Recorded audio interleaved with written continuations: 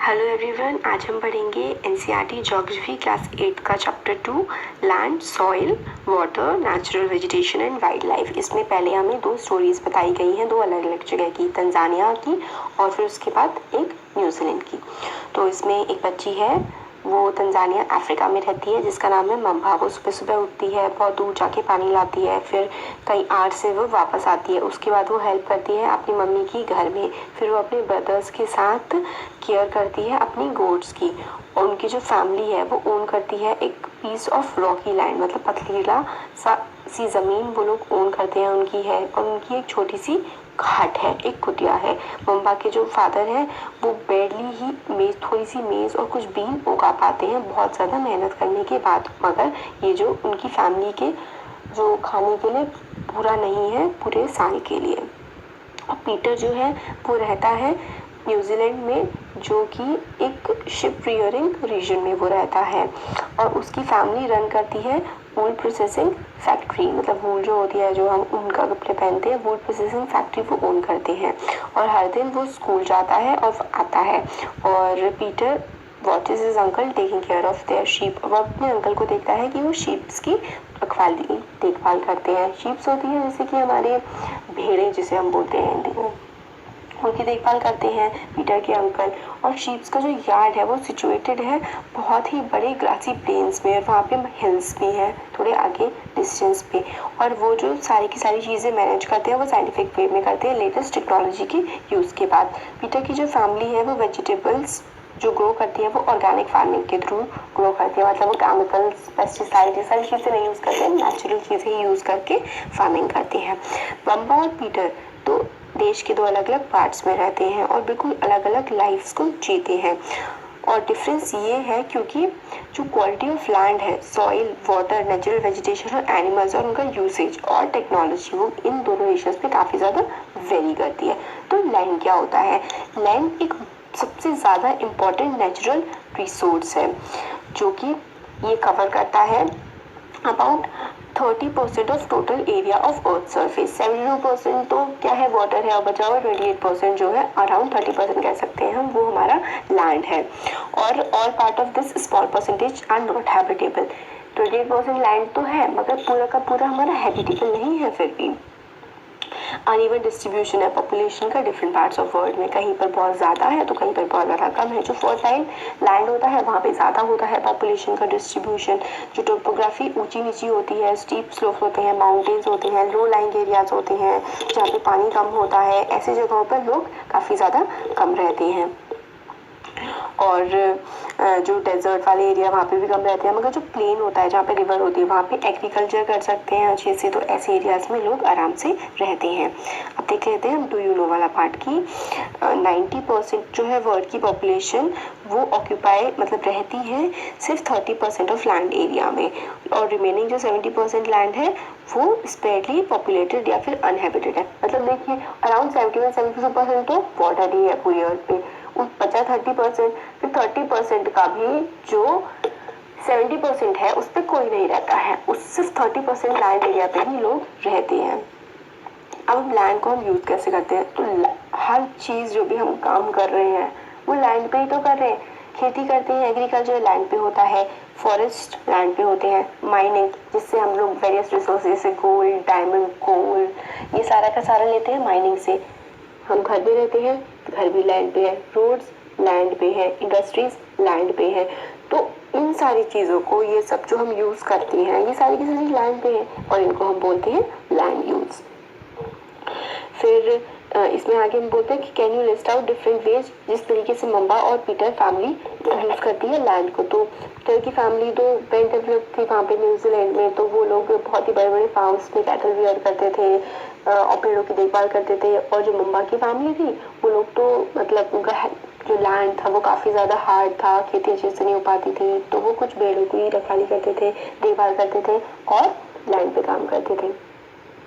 जो लैंड का यूज़ है वो डिटरमाइन किया जाता है उसके फिजिकल फैक्टर्स के अकॉर्डिंग, कि वो जो लैंड है वो सॉरी हिली एरिया पे है, प्लेन में है, उसकी सॉइल कैसी है, क्लाइमेट की कंडीशन कैसी है, बारिश अच्छी होती है या नहीं होती है, डेजर्ट तो नहीं है, सही टाइम पे बारिश होती है, ये सब फैक्टर्स काफ़ी ज़्यादा मैटर करते हैं। मिनरल्स और availability of water. Human factor जैसे कि पॉपुलेशन, टेक्नोलॉजी, ये भी काफ़ी ज़्यादा इंपॉर्टेंट फैक्टर्स होते हैं किसी भी लैंड को यूज़ करने के लिए।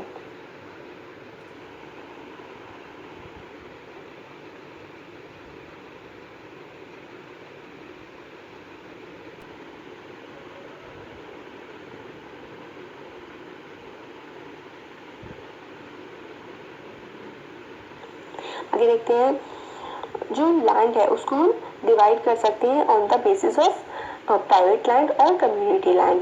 मतलब प्राइवेट लैंड वो होता है जो एक इंडिविजुअल के द्वारा ओन किया जाता है, कम्युनिटी लैंड होता है जो पूरे कई सारे लोग मिलकर के उसको ओन करते हैं। प्राइवेट लैंड जैसे कि किसी का अपना घर, वो प्राइवेट लैंड है। कम्युनिटी लैंड जैसे कि जो जंगल है, जो पब्लिक एरिया है, जैसे कि जहाँ पे स्कूल होता है गवर्नमेंट का, गवर्नमेंट हॉस्पिटल्स होते हैं, पार्क्स होते हैं, ये क्या होते हैं, ये हमारे कॉमन प्रॉपर्टी के एग्जाम्पल हैं। जैसे कि और आप एक एयर कह सकते हैं, एयर भी तो किसी की कॉमन प्रॉपर्टी नहीं है ना, वो सभी की है। तो इस तरीके से हम लोग रिसोर्सेज को बोल सकते हैं। मतलब एयर एक कॉमन प्रॉपर्टी है, किसी की प्राइवेट प्रॉपर्टी नहीं है। जो लोग हैं उनकी जो डिमांड्स है वो बहुत ज़्यादा बढ़ती जा रही है, मगर जो लैंड है वो तो लिमिटेड ही है। क्वालिटी ऑफ लैंड भी डिफर करती है प्लेस टू प्लेस, और लोगों ने इंक्रोच करना स्टार्ट कर दिया है बहुत सारे प्लेसेस को। घर बने जा रहे हैं, अर्बन डेवलपमेंट हो रहा है, एग्रीकल्चर का एक्सपेंशन हो रहा है रूरल एरियाज में। और आज जो है बहुत बड़ा जो लैंड का एरिया है वो बहुत ज़्यादा चेंज हो चुका है कल्चरली और सोशली।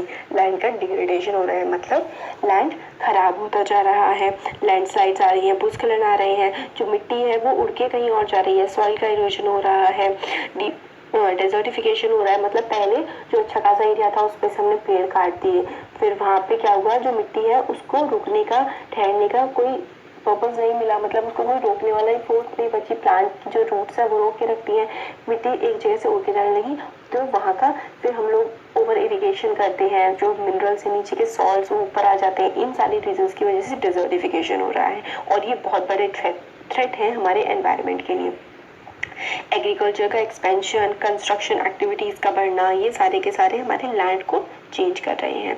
फिर हम लैंड को कंजर्व कैसे कर सकते हैं। जो ग्रोइंग पॉपुलेशन है और एवर इंक्रीजिंग बढ़ती हुई डिमांड है लैंड की, वो हमारा लार्ज स्केल डिस्ट्रक्शन कर रहा है फॉरेस्ट का और एरेबल लैंड जिसमें हम लोग रहते हैं, और इसकी वजह से हम लोगों को जो नेचुरल रिसोर्सेज है उनको खोने का भी खतरा बहुत ज़्यादा बना हुआ है। प्रेजेंट जो रेट है लैंड के डिग्रेडेशन का, खराब होने का, उसको हम लोगों को चेक करने की, रोकने की ज़रूरत है। पेड़ लगाने की और लैंड को दोबारा से ठीक करने की, केमिकल पेस्टिसाइड्स, फर्टिलाइजर्स, इन सबको यूज़ करने में हम लोग को कम यूज़ करना चाहिए, एक मतलब सस्टेनेबल वे में यूज़ करना चाहिए। जो हम ओवर ग्रेजिंग करते हैं अपने कैटल से, मतलब जो ये पशु पक्षी होते हैं ये बहुत ज़्यादा ग्रेजिंग करते हैं, घास की तो घास ही नहीं रहती है, इसकी वजह से फिर सॉइल इरोजन होता है। इन सब चीज़ों को अगर हम चेक करेंगे तो हम जो है लैंड को कंजर्व कर सकते हैं। लैंडस्लाइड क्या होती है, इसको हम डिफाइन कर सकते हैं, mass movement of rock, debris और अर्थ डाउन द स्लोप।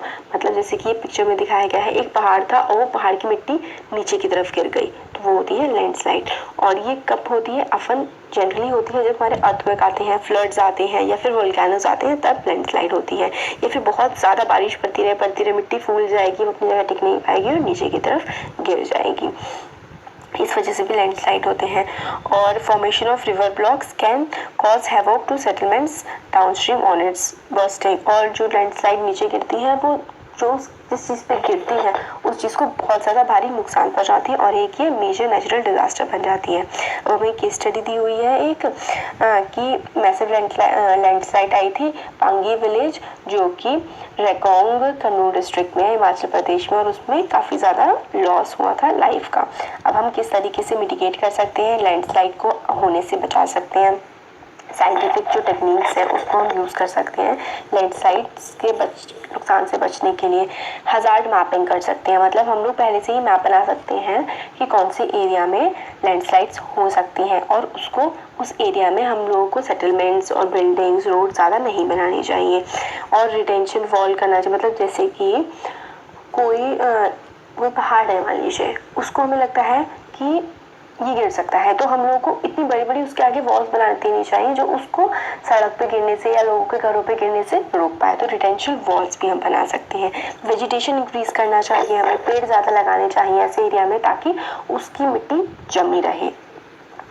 और सरफेस ड्रेनेज कंट्रोल पे हमें वर्क करना चाहिए और ताकि मूवमेंट ऑफ लैंडस्लाइड ना हो पाए रेन वाटर के कारण। मतलब जो सरफेस का जो पानी है वो इस तरीके से हम यूज़ करें ताकि जो जब बहुत ज़्यादा लॉन्ग स्पेल्स होते हैं रेन के तब मिट्टी फूल के नीचे ना गिर जाए।